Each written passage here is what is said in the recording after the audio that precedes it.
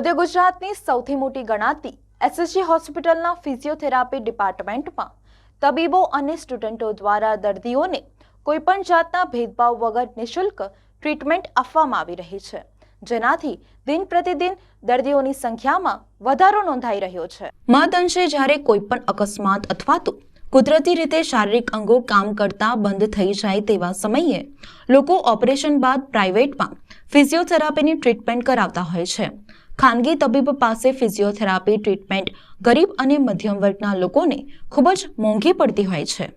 ત્યારે શહેરની SSG hospital ખાતે વર્ષ 1969થી ફિઝિયોથેરાપી ડિપાર્ટમેન્ટ કાર્યરત કરવામાં આવ્યું છે, જ્યાં આવતા તમામ દર્દીઓને કોઈપણ પ્રકારના ભેદભાવ વગર તબીબની સૂચના મુજબ ફિઝિયોથેરાપીની નિઃશુલ્ક સેવાઓ આપવામાં આવતી હોય છે।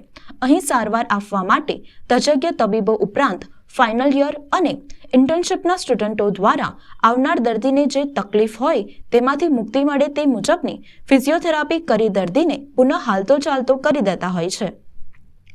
ફિઝિયોથેરાપી વિભાગમાં અભ્યાસ સાથે ફરજ બજાવવાવાળા મળવાવાળા સ્વભાવવાળા તમામ તબીબ અને તબીબ વિદ્યાર્થીઓના હસતા ચહેરા સાથે કામ કરતા જોઈ સારવાર લેવા આવનાર દર્દીને એમ જ 50% રાહત થઈ જતી હોય છે અને બાકી રહેલી સારવાર વિવિધ કસરતના માધ્યમથી પૂર્ણ થતા દર્દી પહેલાની જેમ કાર્યરત થઈ જતા હોય છે।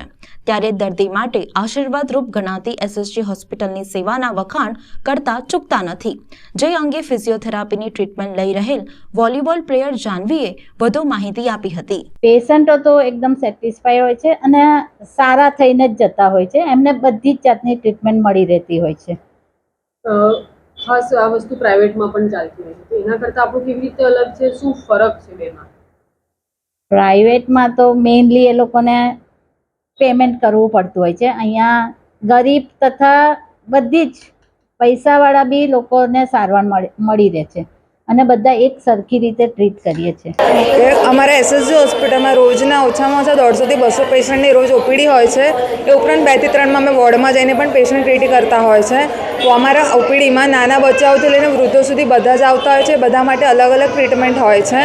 આફ્ટર ફ્રેક્ચરની ટ્રીટમેન્ટ, કોઈપણ સર્જરી પછી ફિઝિયોથેરાપીમાં શું રોલ છે એ બધું અહીંયા શીખવાડવામાં આવે છે। પ્રાઇવેટ કરતાં પણ અહીંયા વધારે એવી સારવાર આપવામાં આવે છે અને પેશન્ટ અહીંયા બહુ ખુશ હોય છે, બિકોઝ પેશન્ટને ખાલી ટ્રીટમેન્ટ જ નહીં પણ જે માનસિક સાથ જોઈતો હોય છે એ પણ અહીંયા આપવામાં આવે છે।